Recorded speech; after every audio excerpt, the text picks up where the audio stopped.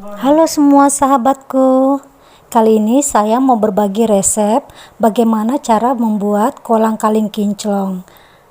Ikuti terus ya video ini dan saya akan bagikan detail rahasianya.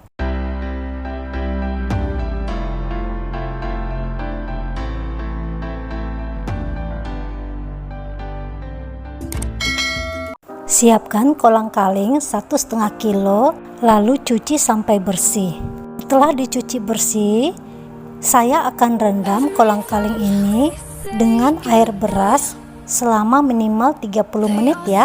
Ini rahasia pertama agar kolang-kaling nanti menjadi kinclong, karena air beras bisa mengurangi lendir dan rasa asam dari kolang-kaling. Jangan lupa matanya dibuang ya, agar tidak cepat basi. Selanjutnya kolang-kalingnya dicuci lagi sampai benar-benar bersih hingga lendir dan bau asamnya tidak ada lagi. Selanjutnya didihkan air dan tambahkan 5 lembar daun pandan serta daun jeruk ya, agar kolang-kalingnya nanti wangi ya.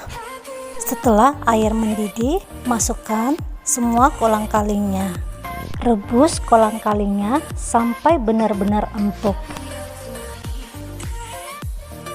Ini kolang-kalingnya sudah empuk, jadi api sudah boleh saya matikan ya.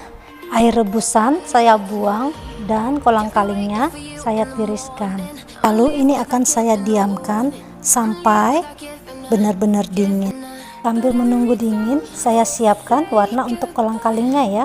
Warna yang saya pakai boleh dilihat di video ya.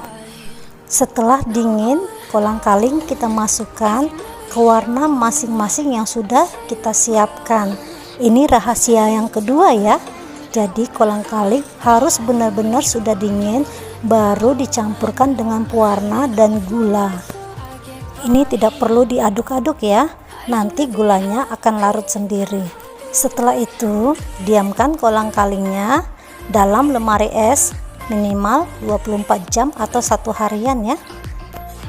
Ini hasilnya setelah saya diamkan selama 24 jam dalam lemari es. Nah, sangat cantik bukan? Dan warnanya juga kinclong. Kolang-kalingnya empuk, wangi, dan tentunya warnanya sangat menarik ya. Selamat mencoba. Dukung terus ya channel ini agar saya lebih bersemangat lagi.